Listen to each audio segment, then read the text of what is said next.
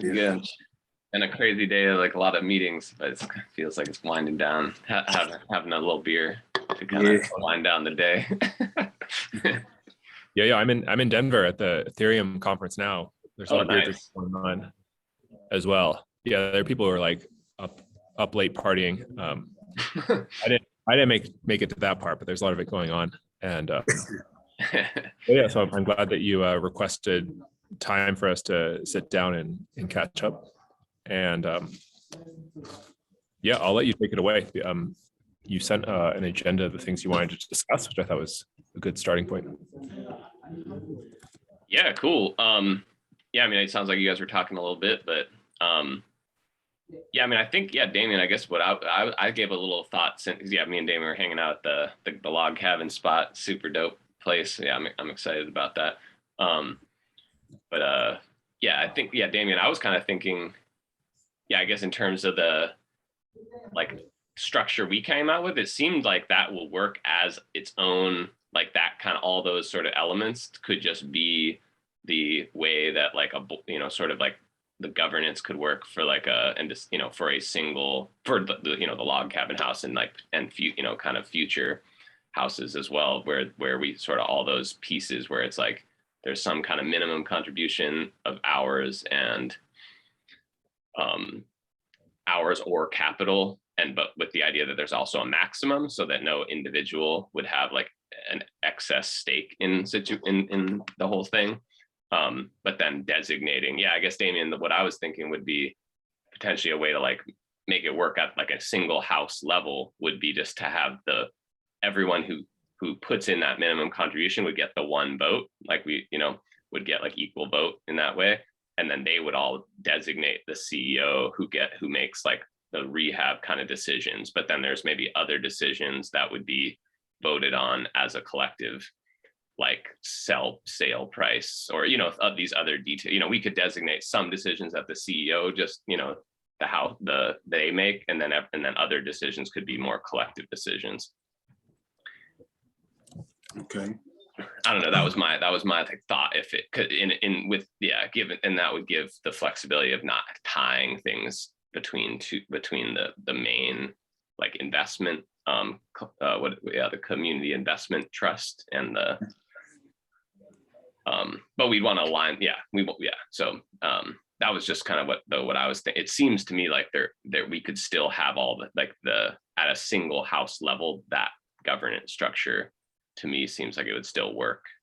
Okay. Even though the main Detroit Arcology wouldn't be directly involved in that agreement, if that makes sense. Right. Okay. So I understand. So basically, you say basically like all the ideas that we have basically for the main organization, we could still use them kind of like on a smaller level with as far as like that house LLCs. That's what you're saying?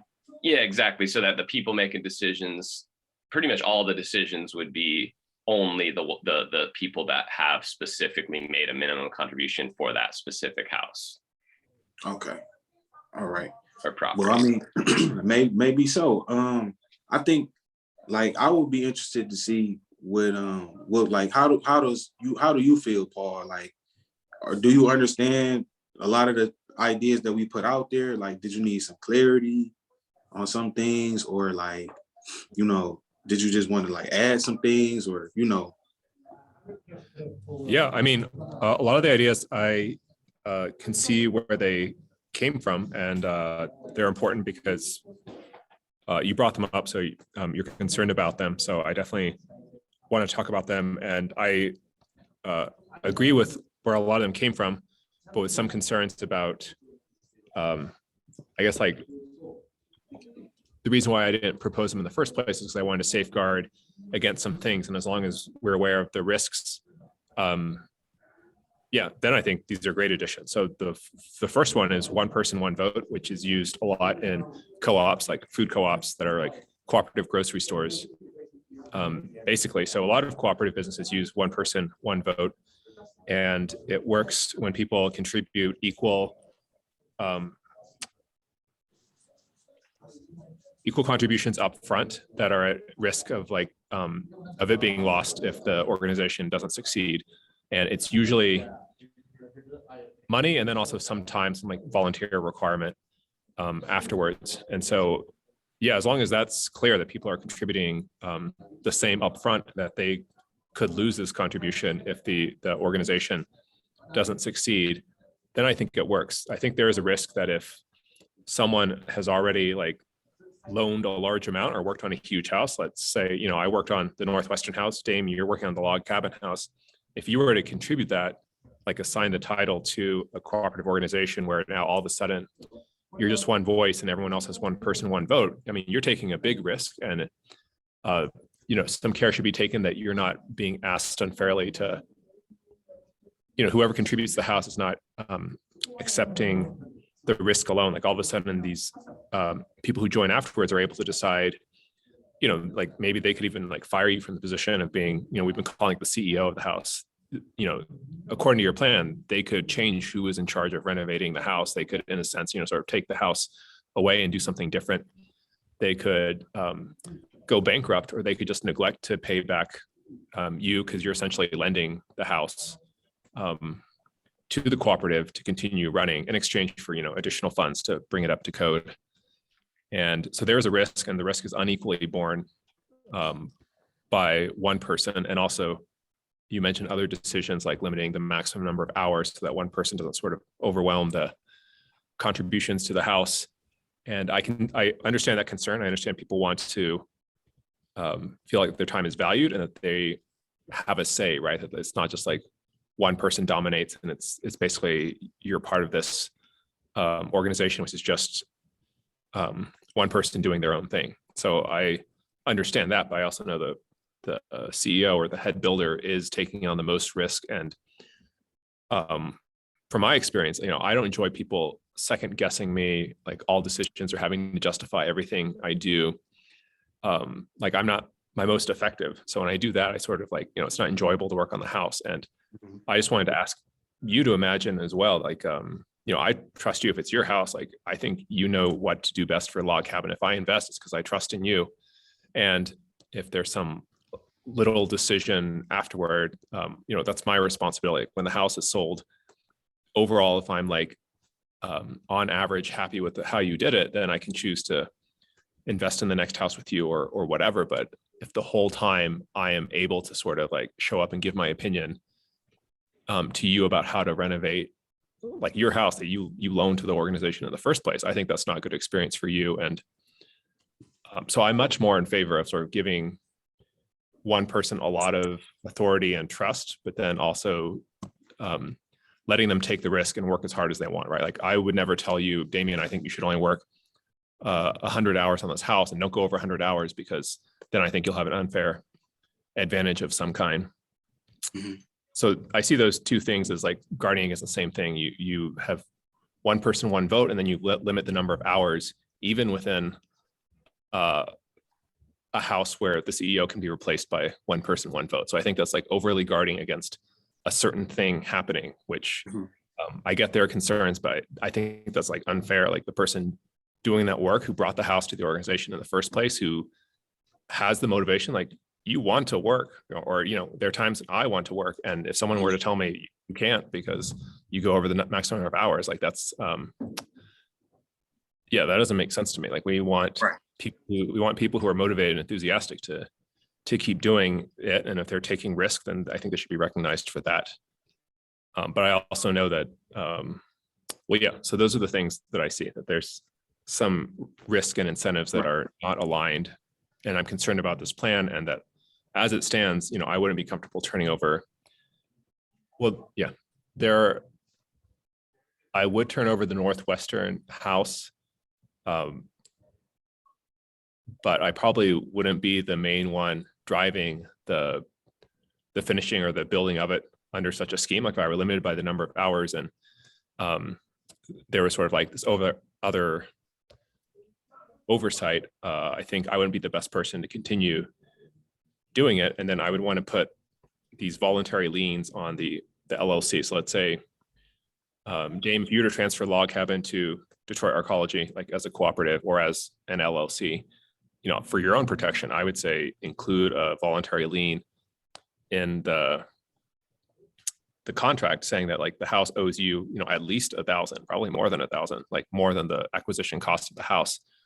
So that when we sell the house, we definitely have to give you the amount that you contributed upfront, right? Like if someone were to take over the house, or if people were to forget because they have a lot going on in their lives, like legally they cannot sell the house without paying you back what you loaned to the house to begin with, and probably more. Like I don't know what the appropriate amount is, but if you're leading the building of the house, I think you should have like, more of a share of the return and definitely autonomy in how to renovate the house.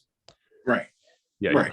So, and then one more thing, like if I were to turn over the Northwestern house, which, I actually would want to do because it would probably result in some better decisions, I would also put a lien on the LLC and say, the organization owes me out of the proceeds of the house, the cost I've already put into it of acquiring and renovating it. And then I would be much more comfortable turning it over to other people to complete, and like not having to sort of dominate. I don't want to dominate it. It's just that there's a risk of not getting the money back. So.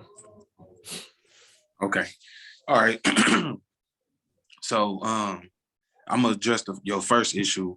And I think the way that, Adrian and I, the way we put it together, it wasn't, I don't think that that's the way that it would work out.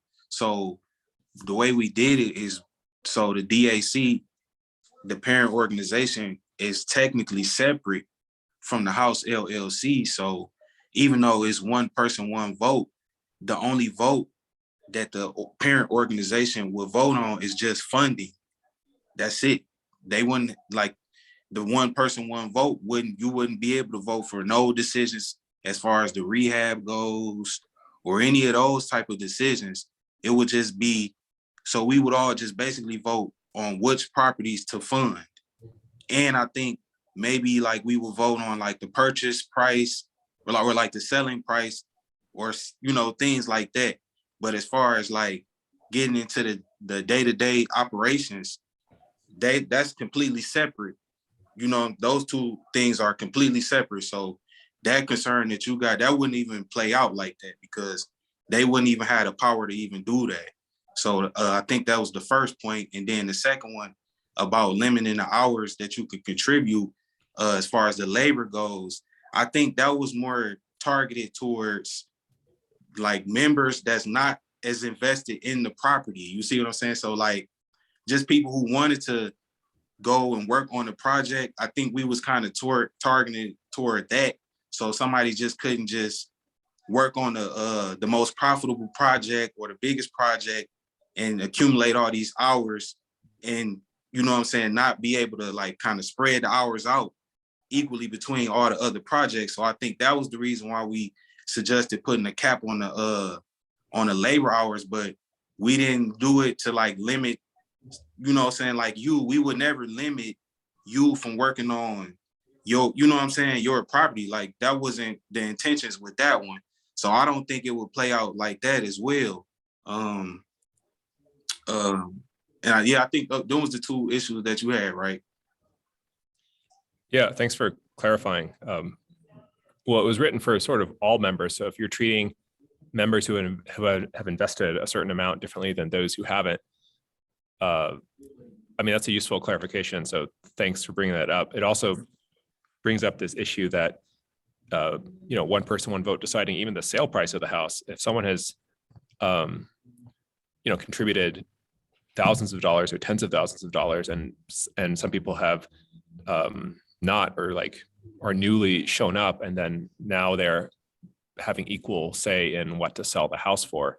Mm-hmm. Something about that makes me uncomfortable, but I also know that I don't want people with the most money to, this is a community organization, so I don't want it to be inaccessible in that way. So I guess, another imagining I would ask you is for the log cabin house, how would you feel if a group of, people with equal votes were to tell you how much to sell that house for, and sort of how much funding would you expect from them in order to be able to have that right.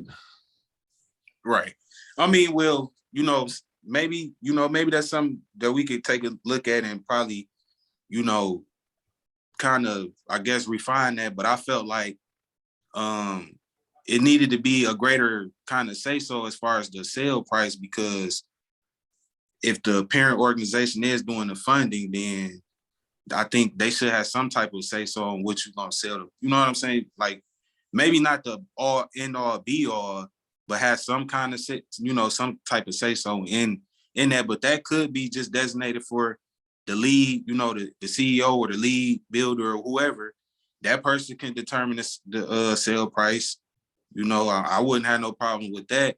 But I guess we just got to ask ourselves: is that a decision that should just be made by one person, or is that something that maybe like a collective should have a say so in? Yeah, no, I can see the benefits of having a collective, having a decision, but the funding. So like, let's say the parent organization with one person, one vote contributes, $50,000 to Log Cabin House as an example. Where would that money come from? And I guess this leads to other parts of the agenda. Like, would it come from a community organization that loans it to us? And sort of what would they want in collateral? Or is it going to come from a few of us, or is it going to come from all of us equally? So if, of the one person, one vote, if there are 10 people and each one of them puts in $5,000, then they're all equally at risk. And then it makes sense to me that those people vote, and they say, we'll loan you this money to Log Cabin House, and we would like to help decide what the selling price is. But if it's, I guess, like, where is the money coming from? In that case, and if it's coming from a few people, those people are taking more risk and then sort of giving up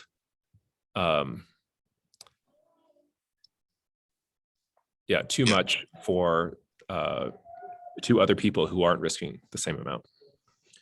Right. Okay, right. And I understand that. And I think because okay, so the way we had it structured, because I don't have the diagram with me right now. So I can bring it up and share it. Yeah, okay. Yeah. Because a lot of your concerns, I think we foreseen them. I think the way that we structured it is, so basically the parent organization is just going to be a funding mechanism for the projects. Now you asked where the money is going to come from. So obviously the money will come from either the members, the collective members, or from some outside source. But wherever it comes from, whatever you contribute is basically going to be tied to what your risk is. So I think you kind of thinking about like one person, one vote. If somebody invested $1 million and then everybody else invested $1,000, everybody got the same kind of risk. And I don't think we structured it like that. I think if you invested $1 million, then obviously you will have a larger stake than someone who only just invested $1,000. You see what I'm saying? So the risk will be proportionate to what you contribute, and what you contribute will be proportionate to what your stake in the organization is. You see what I'm saying? Yeah, that still doesn't square with me. If someone puts in $1 million, they are taking much more risk, because the whole organization fails because it's an LLC. You can't go after people's other assets. You can only go over what they've contributed to the LLC. And so if one person puts in $1 million, they could potentially be down $1 million, whereas everyone else who puts in 1,000 are only down 1,000. And so, right. I mean, with that, but that would work for any type of business. Like whatever you put in, you got to know that it's a chance that you could lose your initial. You know what I'm saying? You can lose your investment. I'm not saying somebody will put that much money in, but I'm just saying if you were to put $1 million in, just know that you just know that what you get in with the million, you're going to be able to recoup that money some way, somehow. It's not like you just putting in the money and then the money going to get lost, or it's not going to be accounted for. Like that's, you know what I'm saying? That's not the case at all. Yeah. So, I mean, there are ways to protect it. One is to put a lien on the house of the amount of all the loans from everyone. Another is for everyone to put in the same amount, which means that if we require 50,000 and there are only 3 of us signing the agreement, then we each have to put in, 50,000 divide by 3. And so for, I guess, like that to be okay with all of us. So I mean, like, so far no one else has sort of volunteered an amount that they would be comfortable investing, which I get, it's a public venue, so maybe you don't want to discuss that. And there are other loans like Detroit Community Wealth Fund, but even they will probably ask for a lien to make sure they get paid back as well. So Right. One thing I guess to add, as far as like, I think to kind of summarize some of to kind of look at it a different way in like why, like Damien and I basically like are concerned with the sort of like current structure of like different members have different decision-making levels based on this fairly like right. It's like, I sort of get it somewhat, Paul, right? But I think me and Damien's main concern with like one of the reasons to kind of move in a direction of more like simplicity, one man, one person, one vote, is just because we want to get something that's clear and like people can all feel good about and agree to, that doesn't have, whereas this other concept, may take longer to develop, but it's also like complicated, it's hard to understand. So that's kind of like where we were sort of designing, if you will, in some way to kind of try to get somewhere where we can solidify something, that is very easy to understand. Whereas like the current structure of how, like, if you look at the ledger and all of that, like to me and Damien, as well as like everyone else I've showed, they just don't get it, right? It's not clear about like how decision-making power gets distributed, because it's like, there's too many factors. And it's like, so I don't know, Damien, does that summer, that's kind of like, I guess where we're coming from, in terms of like why we're proposing this simpler thing, which maybe is not perfect, obviously. And I totally hear a lot of the concerns you're saying, Paul. But yeah, that's, I guess, just to put that into the conversation, that's sort of like one of the things we're trying to sort of like wrestle with, is just like coming up with, and that was also a big concern when I had like that kind of brief conversation with Margot, was just like having, before they're willing to give a loan, they really want to have like absolute clarity on how the money is kind of flowing. And so having a system that's highly like adapt, is based on all these different factors, makes it really hard for them to like be confident in the structure and in terms of like who gets the benefits, who has decision-making power, et cetera. So. Right. Yeah, thanks for clarifying about that. So yeah, I agree that the source cred algorithm is unusual. So it takes more time to understand.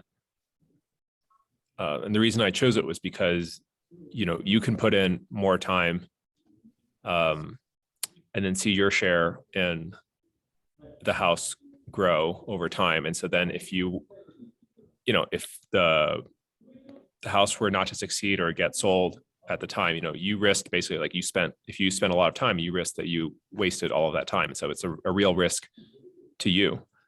And my goal was to build confidence in people that this number was tracked accurately. Every week it gets updated. And so, yeah, if we were to cash out the house right now, I would distribute it according to the table that I sent out. And it's not perfect, but hopefully like it would minimize resentment. Like people would look at it and they would say, okay, I understand why I got this share of the house after it got sold. And I don't regret the time that I spent on the house. That would be like my main concern, is like, if we sold the house right now, how much would people regret having spent time on the house? Do they feel like their contribution was rewarded or accepted? And for me, that's the main place where funding comes from future houses, is that we sell the current house, and why sort of I don't want to get involved with too many more houses, because I feel like I've already started on one house and I want to finish it, and then I become unfocused, and we worry too much. Like, we don't have to worry so much about applying for these other funding sources if we sold this house first, right? We would have the profits from it, and they would be divided in a certain way, and then I also could do a better job about providing guarantees about like my share, which is the majority share of that, being dedicated to going into the next house, rather than me cashing out and doing something else with it. So yeah, I understand that it's more complicated. To me, it accurately reflects the risks and the rewards, and it may not be a good fit for Detroit Community Wealth Fund. And if they are willing to give us, all or most of the 50,000, then I should say we should do whatever makes the most sense. Yeah, they for were that- definitely for that funding a source. lot more comfortable looking at things from, like, I think there's a lot of value in having this umbrella organization, but their most important concern, and like they were feeling like, yeah, we are much more comfortable investing in a specific house, but it is a value add. Like they want, there's a lot of value in the collective just structure of it and whatnot. So yeah, they definitely just want to say, like, they just need to have absolute clarity in, like, that we could deliver to them as like a presentation of, like, here's exactly how things work in terms of, like, how just, decision making as well as benefits get sort of distributed. Right. And, like,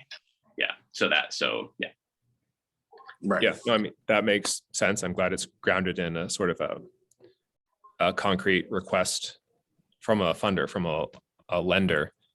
And so what we mentioned before is that this one person, one vote, we can shrink it down to be the log cabin house just as a model. And if it's successful, we should definitely replicate it. Like if it's something that lenders feel comfortable with and are wanting to see us repay it and then fund future houses, then we should do what makes that easier. I mean, obviously, I'm in favor of that. If that's what you're proposing, they probably will ask to put a lien on the house. So, I mean, when I bring that up here, it's not because I want to be a downer and I don't trust you guys, but like anyone who lends us money is probably going to ask to put a lien on the house. And so to be prepared for that. And then also I will, won't be able to invest in this house because I've already invested in this other house. So it's not like a knock against, like, I don't believe in Damien or you, Adrian, that you can't do this new house. It's just that, I'm already, overcommitted for these other things. Right. I understand. I got that part. You know what I'm saying? Because this, when we dealing with houses, it's a lot of money. So, but I think that, like, basically, you know what I'm saying, what Adrian and I was saying is, as far as the simplicity goes, I think that it's like whenever you put a contribution in, I truly believe that it should be tied to your stake in the organization. I feel like that's how if you want to kind of control the risk and all of that. So basically what I'm saying is, if you put X amount of dollars in, you should know what you're getting. So if I put $1,000 in, that should give me a certain amount of stake. And whenever we sell, or whenever any kind of money is generated, any revenue, and it needs to be distributed, it should be distributed based on that, based on what your contributions was, whether it's financial or labor or any type of contributions that we can agree to. I think that's where the simplicity comes in. I think that's what they want to see. And I think, to me, I just think that's just the best way to do it, is because then, like what you said earlier, you don't want people to be resentful. Well, if they knew what they were getting into from the beginning, then how can it be an issue? Then you got what you were entitled to get and you knew what you were getting. You know what I'm saying? So I feel like that's the main thing that we need to come to an agreement about. And, I think the sooner we can do that, the better it is just for the whole thing. It, like, all the other things kind of fall together later on. But me personally, I think that's a major obstacle, because I didn't really understand how a lot of things work either as well. And I'm willing, I'm willing to invest and I'm willing to do whatever it takes, but I need something concrete and solid so I can know, what am I getting? What am I getting myself into? What am I getting in return? You know what I'm saying? For whatever I contribute. Yeah, no, I get that. If you have a fixed percentage based on how much you put in, which at this point would be equal, right? Like if the two of you, Adrian and Dan, if you signed this agreement and each of you had an equal 50% vote in this house, you would have to put in the same amount of money. And then, Detroit Community Wealth Fund, if they lend you the money, it sounds like they're not asking for a vote. They're just lending you the money. And they trust the two of you with votes to take care of it and to be able to pay back the loan, whenever you dispose of the house, whether you rent it or sell it. So I get that. And then also you wrote some other things about having working hours and then being paid sort of an average hourly salary from that, and also having sort of a maximum number of hours, and that being open to other people as well. So if I understand correctly, it's only the money that you put in, which should be equal because it's one person, one vote, that determines your return, and that any other hours that you put in, that's strictly paid to you in cash as an employee. Is that right? Well, not quite, because the one person, one vote, that goes towards the umbrella corporation, you know what I'm saying? The parent corporation. So the way we the way we discussed it was the umbrella corporation, the only decisions that they would make is just funding. They wouldn't make no type of rehab decisions or any other type of decisions like that. It's just one person, one vote as far as funding. So we choose what projects to fund. Now, after we get past that point, then we go towards the lower level, which would be the house LLC. Now the CEO or whoever that is, they would make the decisions as far as the rehab and all of that goes. But the money that DAC would fund, that needs to be repaid. So I think that kind of, like, I don't think that you need to put a lien on the house if you already had an agreement to repay the money. You know what I'm saying? Like, I don't think, because if the DAC loan money out for the project, I mean, and you probably, like, putting a lien on it could be an option, but I don't think that it, like, because that, to me, that's kind of an extreme option. And if you feel like you need to put a lien on there, then, you know what I'm saying? Because I don't, like, the only people that put lien on properties is mortgage, you know what I'm saying? When you get a mortgage or when you don't pay somebody back for doing repairs. So, you know what I'm saying? It's kind of like, that's kind of like, you know, I don't know. I think I had like an issue with that. Yeah, well, I guess it doesn't have to be like upfront you put a lien, but in the operating agreement, you give the legal right for the lender to put a lien on it if you don't repay. So I agree. Maybe putting it up front is too drastic, but, you know, Detroit Community Wealth Fund, if they give you a loan, are basically a mortgage company, and they probably will want some safeguards, like the ability to put a lien, you know, not right away, like you were saying, but that option would be there. So, okay, so I guess, you know, maybe Adrian, if you don't mind, is it a good time to talk about, you know, more about the Detroit Community Wealth Fund meeting and sort of, because I guess this diagram that you've posted and what you've talked about came out of feedback from them about what they would be comfortable funding. Does that make sense? Well, the diagram definitely came out of like me and Damien's conversation more so. But that conversation was informed by some of the things that were discussed in that and with the Detroit Community Wealth Fund. But yeah, I think as far as the wealth fund conversation, that, like, yeah, the main sort of like just things to highlight there is that they yeah, again, what I've already said is that they just want something really clear, you know, in terms of like, if they're giving the money, they whatever the entity is that they give the money to, that it needs to be like crystal clear in terms of how the structure is going to operate in terms of contributions and benefits. Another big one was just that, they're more comfortable like loaning for a particular project where everything's clear. So those are like big points. And see if I had some other so I think like the as far as the next step with them though is to just be able to come to them with essentially like a very clearly presented presentation of the structure that we can like get legally solidified, you know, and again, whether that be both governing the parent organization and individual house LLC, or just a single one, you know, we need to just be able to present that really clearly, and what, you know, how all of the pieces kind of fit together. And that, yeah, the other big one is just that they want to make sure that the benefits, the biggest concern with like making sure it aligns with their mission is that the majority of the benefits are flowing primarily to,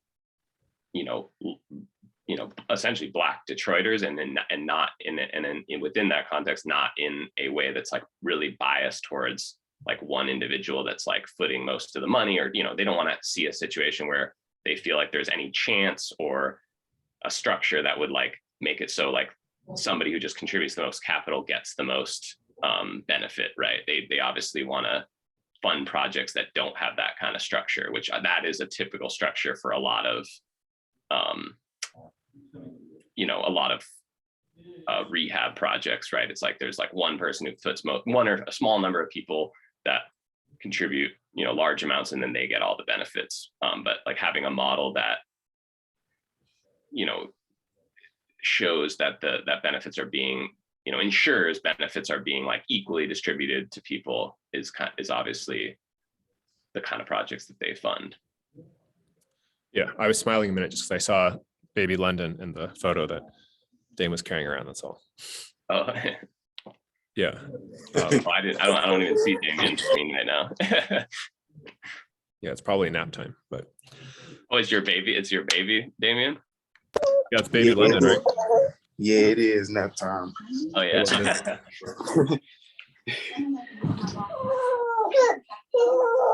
Yeah, so I mean, yeah, I guess, yeah, Paul, I mean, we just want to, we definitely, I mean, I think that just the goal overall is we just want to have we're a small group that's been very, the most dedicated, obviously. And there's, we definitely want to like feel like you're on board with, come to something that we all feel good about, so that we're all,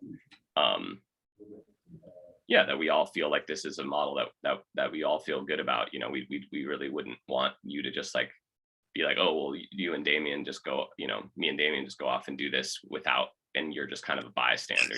That's obviously like something we would rather not. We don't want that to be the case. Right. Absolutely.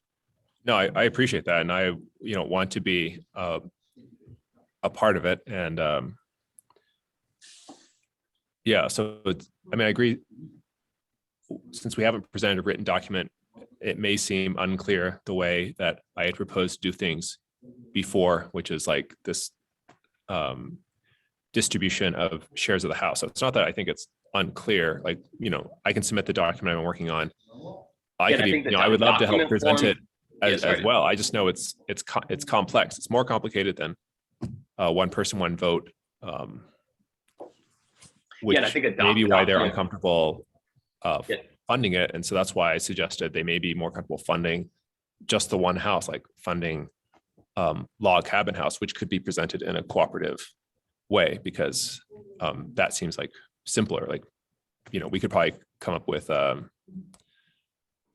way to do, the one person, one vote cooperative voting within log cabin house only for Detroit Community Wealth Fund to feel comfortable investing in.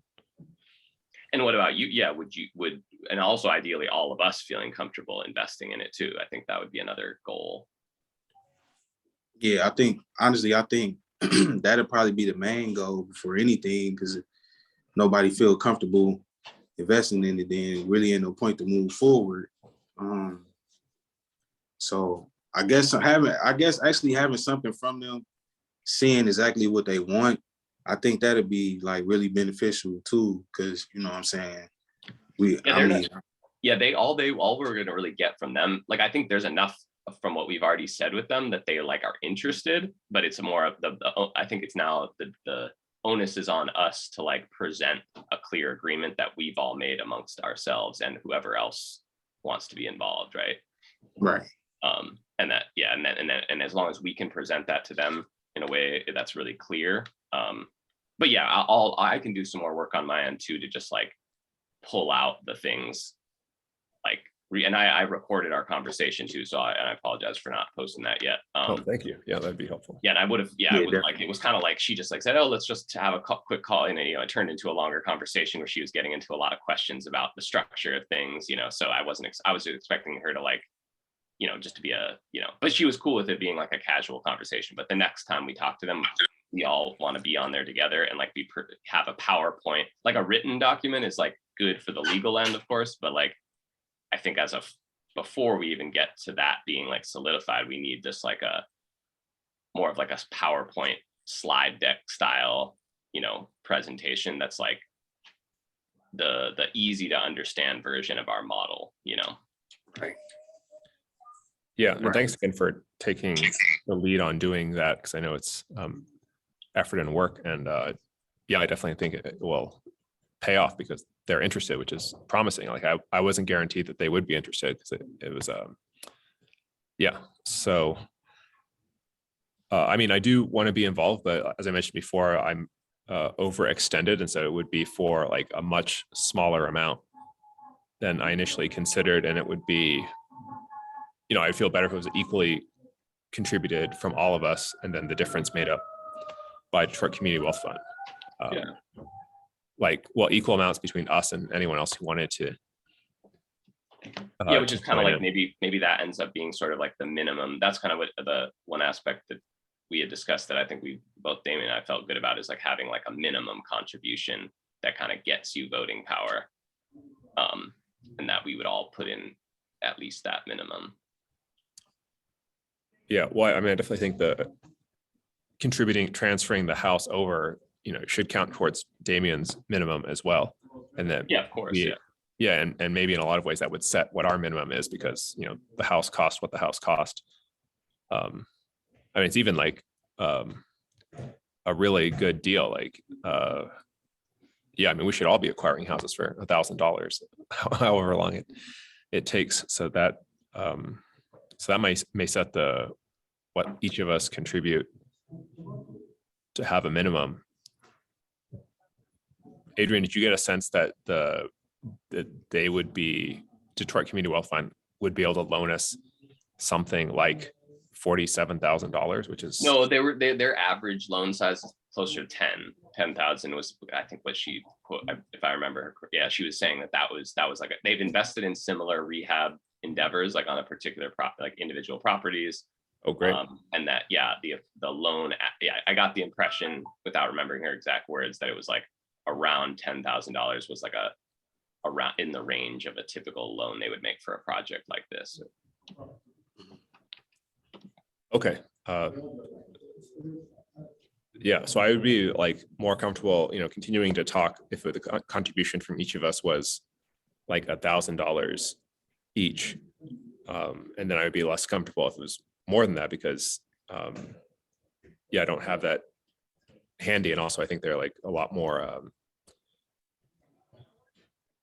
Yeah, so if they're willing to loan us 10,000 and we come up with 3,000 between the three of us, that would leave sort of like a shortfall, and so we would, I guess, continue to look for other loans. I know there's one from like the city of Detroit itself, and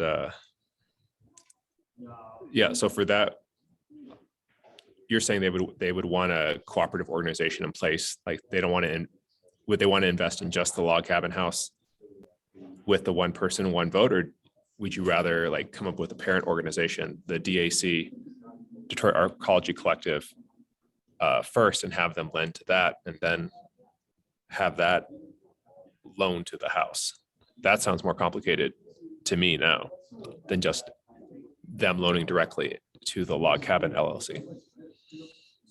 Yeah, I mean, yeah, I'm curious how you feel, Damien, but I guess I'm comfortable kind of either way. I'd more that, the main thing for me, I guess, is just feeling like we're all like reasonably we're feeling good enough together to invest something substantial, and that we're all like feeling good about the overall, the structure. But yeah, personally, I'm not, I don't need it. I don't feel strongly that it needs to be at a level of two organizations, having that all fully fleshed out versus one. I'm like personally open to having things work more, starting simpler with a single collective structure for a single, for log cabin specifically, that with the idea that would be a model for future ones. How do you feel, Damien? Honestly, I'm not sure, because I know You know, it's a lot of time restrictions, just like other type of restrictions as well. So I don't know if we really have that type of timetable to even, you know what I'm saying, to even like kind of do it that way. Do But it which way? What do you mean? To have two LLCs or one LLC? well, honestly, I guess it wouldn't really matter which, you know what I'm saying, which organization they funded, because, you know, ultimately, like, it's really only us three. So, you know, we the ones that's making the decisions. You know what I'm saying? Like with the diagram and all of that, I felt like, and that's what I said earlier before you joined the call, Adrian. I guess we was kind of thinking of a scope where it's like a lot of members and, you know what I'm saying, a lot of people that's committed. But, you know what I'm saying, obviously it's really us three that's really putting in most of the work, you know what I'm saying, and really kind of invested as far as like time and money as well. So, but as far as like the log cabin house goes, like, you know, like I said, we only got 9 months. That's what they gave us. I'm confident they will give us a little bit more time. But if they only going to give us like 10K, that's not really, you know what I'm saying, that's not really enough. They don't kind of even move the needle at all. So I'm not really sure. Like, honestly, I'm you know what I'm saying, I don't really know if that's even a good fit.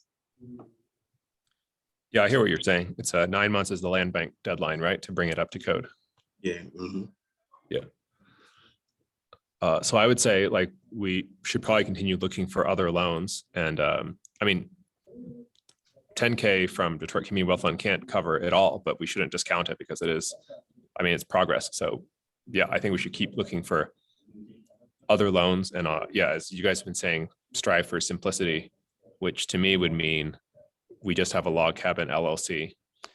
I mean, we've already registered Detroit Arcology LLC. We can just use that and file an operating agreement, which is just for log cabin, to save us time and $25 and other things as well. And then keep looking for other loans. Yeah.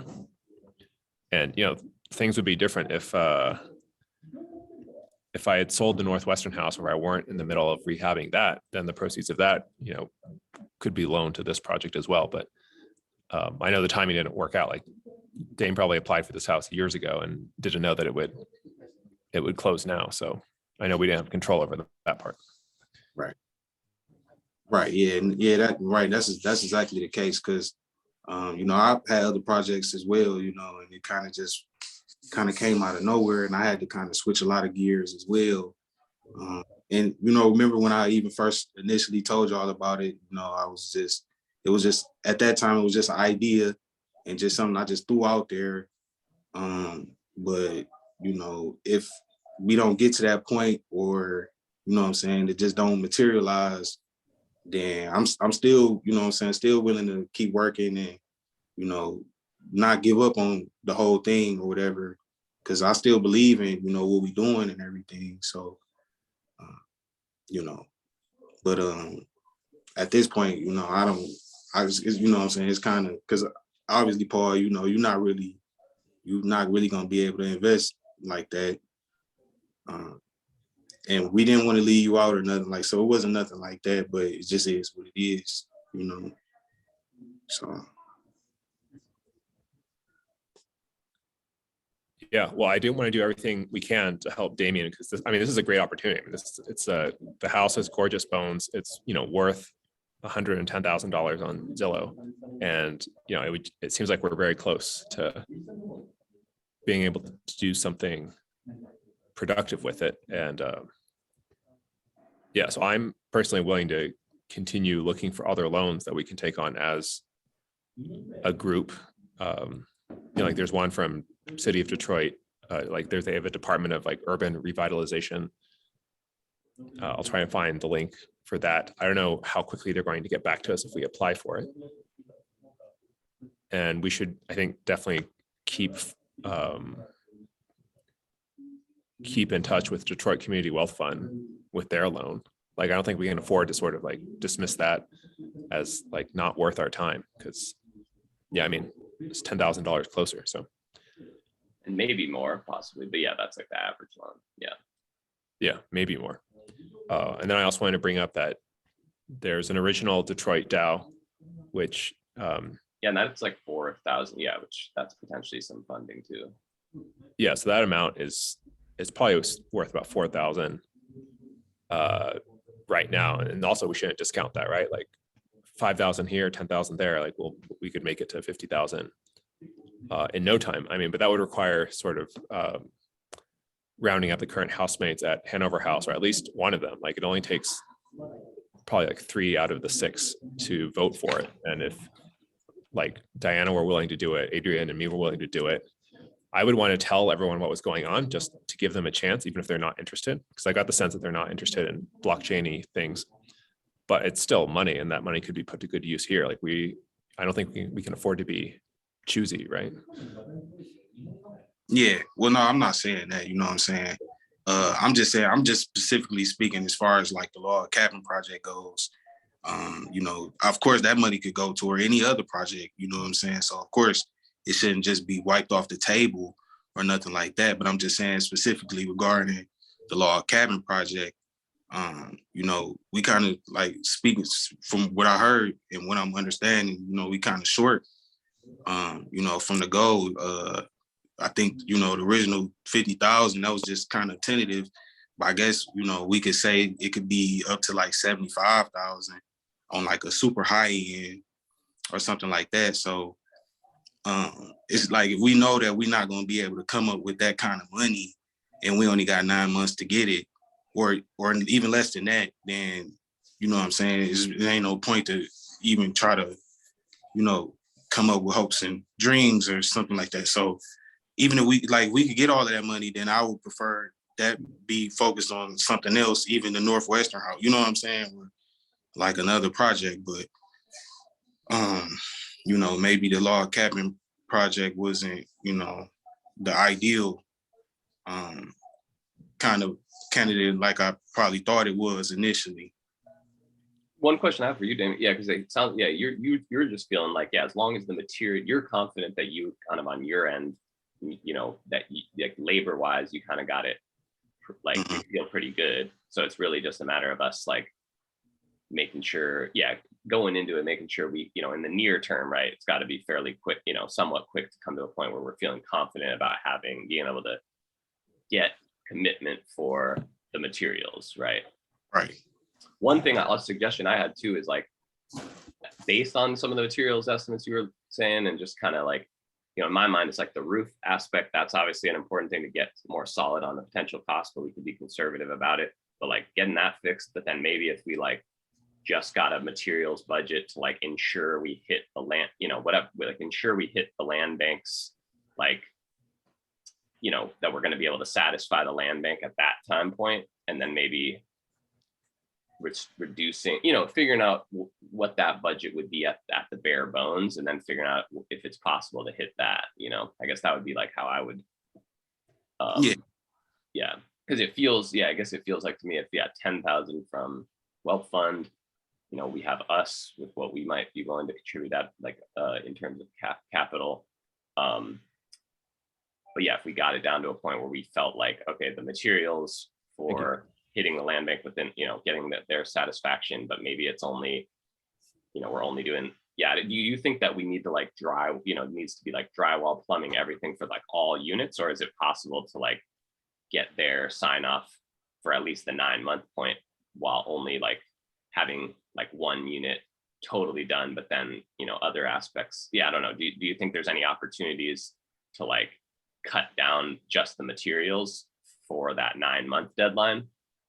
Because I think the roof to me seems just, obviously that just needs to be dealt with, you know, very much as soon as possible. But otherwise, I don't know if there's any flexibility with like having only, yeah. It's some flexibility, but like you said, and I think we already came to that agreement, is that the roof, most important thing, and that's also the most costliest thing. So just if we're just talking about just that alone, you know, we talking about we in the tens of thousands of dollars. So, but I mean, like, I guess we could kind of, you know, skim the budget down just you know what I'm saying, thinking of it like on a unit by unit basis, but I can't really tell you exactly what the land bank is going to want because I'm not particularly sure, but I am pretty sure that they're going to want the entire building, you know, rehabbed and renovated. So, you know, I would just count on that, and you know, anything that's kind of short of that, I would just assume that it wouldn't be enough. Yeah, I guess that might be something we could potentially ask and be like, hey, if we got, you know, with our goal of having one unit rentable, could we get these other parts of it? I don't know, maybe we could ask them up front potentially, I don't know, to see if there is like flexibility there, just so that, yeah, I don't know. That's just one idea. I mean, I'm pretty sure like, you know, just like what we said initially, like the 9 months, if we was able to get one unit, I'm pretty sure they would probably be willing to give us a year or something like that. But it's not going to be something where they're going to give us like 2 years or anything like that. You know what I'm saying? It's like that type of situation. And I mean, who knows? Like maybe at that, you know, later we could accumulate some more funding, you know, maybe so. But you know, yeah, I wonder what. Yeah. Oh, go ahead. Sorry. Well, no, you can go ahead. Yeah, go ahead. Yeah, I was just gonna say maybe one strategy with them would be like, hey, land bank, you know, here we're like working on getting the funds for this. You know, how would you feel if we, in terms of you know, their requirements, we were saying, okay, we're gonna get the roof sealed up, get that good, and then have one unit like up to code and like ready to kind of start renting so we can get some more income, and see if they were like, it would be like, hey, would that be a good, if we did that, would that sort of satisfy you? Yeah, I don't know, seeing if they would be like satisfied with that, given that, hey, we're gonna have to, if we can continue to have some funding coming in from that first unit and to continue to work on the others. That's a good idea. Yeah. Yeah. I mean, obviously, you know what I'm saying, we have to ask those type of questions, you know what I'm saying? It wouldn't hurt to ask. Yeah, it can't hurt to ask. You know what I'm saying? That's certainly something I get on. But you know. And we have a couple contacts, I guess we could like Sarah, like we could ask if that's something they might be open, you know, that they'd be likely to be open to, I guess. Right. Yeah, I'm pretty, like I said, like I mean, it's some flexibility there. It's not like, you know, it's just 9 months and this and this and all of that. We got some flexibility, but we also definitely need a pathway. Yeah. And a pathway to get to, you know what I'm saying, funding goal. And as of right now, you know what I'm saying, I just got to be honest, I really don't see it, you know, but obviously things could change, you know, things. What would you feel like, let's say within the next like 2 months of like getting X amount of dollars committed within the next 2 to 3 months? What number would you want to see, essentially, just like that would make you feel fairly confident? Of well, like, yeah, commitment I would of feel cash. If we can at least get the cost of the materials, so we can come up with, you know, 25K, you know, in the next couple months, then I guess, you know, that couldn't hurt. But, you know, it's still a whole nother side of that, you know, it's still a whole, like another half of that and potentially more, you know what I'm saying? So we, at the end of the day, we do got to protect ourselves, you know what I'm saying? So, you know, it's just one of those type of things. Yeah. So you're saying, well, that if we don't have all the money and we start, because for me, if we could even get started, like we had 17,000 and could get started, that would be worth something. But you're saying if the land bank takes it all back after 9 months, then we will have wasted that $17,000, so that we shouldn't even get started if we can't finish it. Is that? Yeah, that's, I mean, kind of sort of, because you know what I'm saying, I'm kind of looking more of it from, you know, from you guys' perspective, even though I'm not, you know what I'm saying, I'm not trying to assume anything, but like I would want to protect y'all before I would protect myself. If it was just me, then I wouldn't really care. I'm full throttle ahead. But for anybody else, I don't really see how it would make a lot of sense, because it's not really guaranteed. And I think, Paul, what you were saying, like when we started the call, I think you was kind of really concerned about risk, which you really should, like you should be, everybody should be. And I think it's like you're gonna be taking on a lot of risk, you know. Hopefully I did kind of, articulate that, you know what I'm saying? So everybody knew what they were getting themselves into.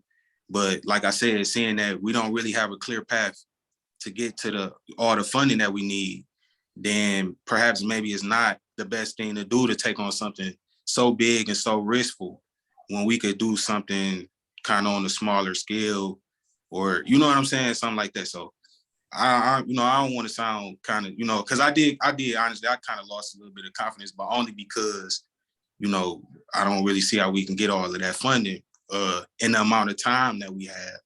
But like I said, we can move on to another project. We kind of go back to the drawing table, something like that. But yeah, that's a lot of risk, especially for me to ask somebody to take on that kind of risk. I don't, I wouldn't really feel comfortable with that, but obviously it's your decisions to make.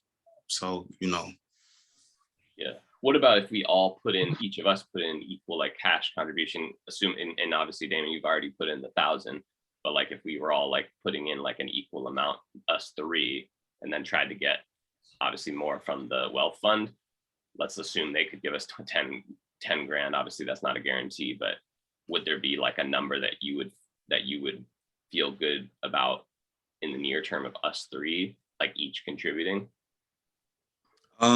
Well, that was the reason why, like, it's like when we had that conversation, we was kind of coming up with those ideas.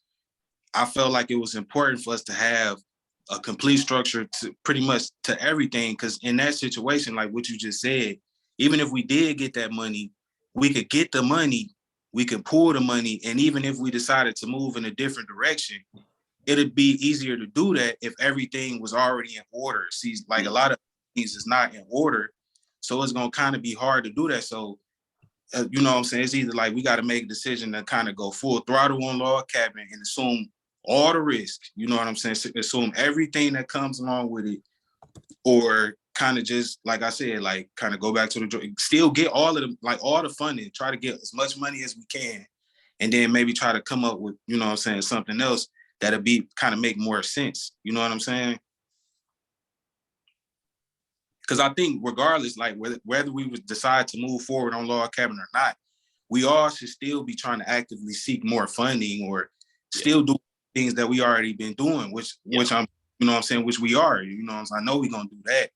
But like I said, maybe log cabin probably wasn't the ideal thing, like maybe I thought it was, like I initially thought it was, but that's okay, because I just wanted to give y'all an opportunity, you know what I'm saying, to you know what I'm saying, make something happen,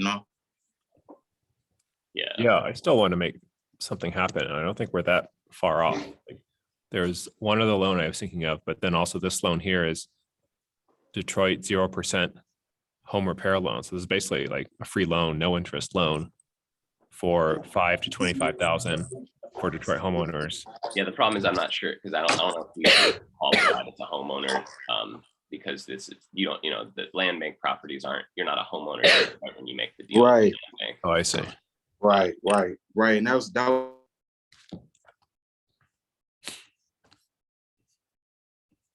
I think Damien dropped out. Well, I might have to go soon. They're letting me finish the call, but they might kick me out at some point as well. I think there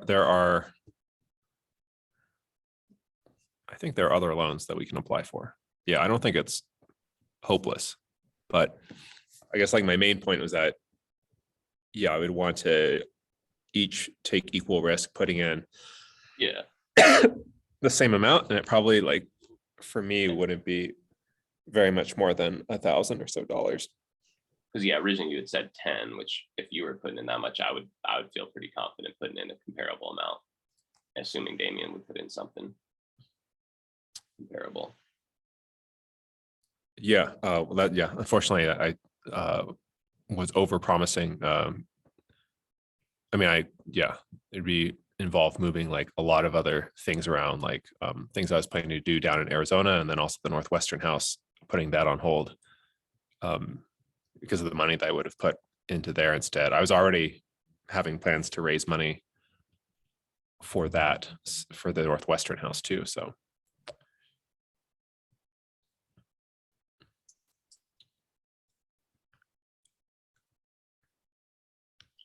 Yeah, and I mean, there's also crowdfunding. I mean, there's like approaches, because I'm here at ETH Denver, they're like completely crypto approaches to just throwing up a page on Juicebox, and people have raised money for much less well thought out plans. Here, people put together millions of dollars to do things like buy the US Constitution at auction. Yeah. And so that doesn't require very much work at all. It doesn't really require us to even have like a very well thought out legal structure, for better or for worse. I mean, Yeah. like the Wild West of financial raising. And so I was thinking of doing that too. I mean, usually the ones that have the best chance of succeeding are pretty general, like it doesn't benefit one person. Whereas like this house is a pretty concrete project that like, clearly benefits us, like the three of us. But I might try it anyway. I mean, maybe I don't think there's any. If there's any cost to trying. Well, I hope Damien's okay and his phone just ran out of charge.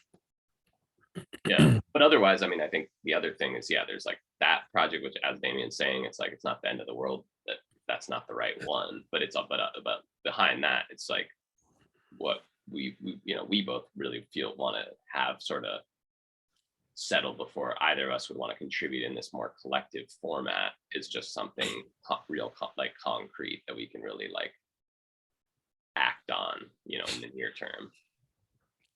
Right, like the operating agreement. So, I mean, I think we talked all about the things that I was concerned about with, and I'm okay.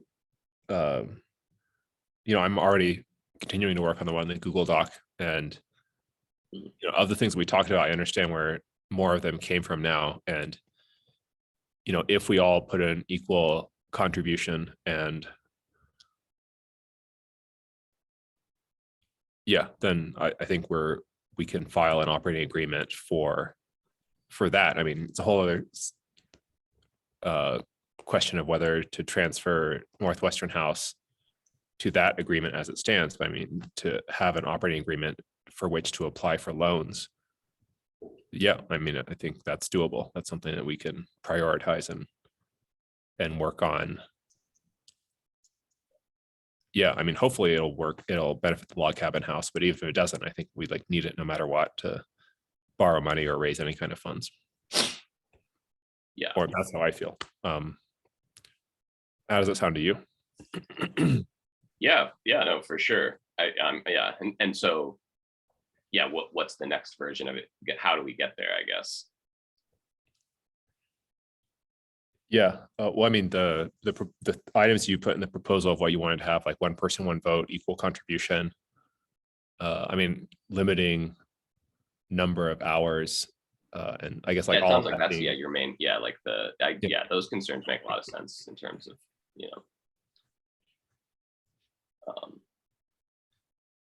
so kind of so you're open to the idea of at least moving away from like the more complicated structure of having like the this kind of more and the structure of it and moving to something that's like kind of somewhere in between, maybe like where the concerns you're raising are addressed and we kind of adjust things, but we still have like a relatively simple structure in terms of how voting and whatnot works. Yeah, I mean, I'll probably still keep the contributions table just for Northwestern House, and how I dispose of that. I'm interested in your feedback, but I'll probably do what I think is reasonable, and then continue with the group with the way that the group wants to proceed. Like, the Northwestern House could be a one-off. What we just we started out doing it one way, and we don't have to keep doing it that way. But I would like to sort of finish that way just for. Sorry Oh, about that. That's okay. No worries. Yeah, sorry about that. My phone died. I plugged it in, it had died. You got to wait for it to turn back on. But yeah, I'm back. Yeah. Yep. No worries. So, You were just missing me trying to pitch Adrian on like us raising money from crypto people by like throwing up a page. People have raised money for less, worthy causes than fixing up old houses in Troy. So we could do that without sort of a lot of legal due diligence. I would still want us to, like, I'd want us to have a legal operating agreement and things like that, but that's an option. Okay, thanks for letting me know. They're kicking you Yeah, out. unfortunately, I gotta go. I stayed as long as I can, but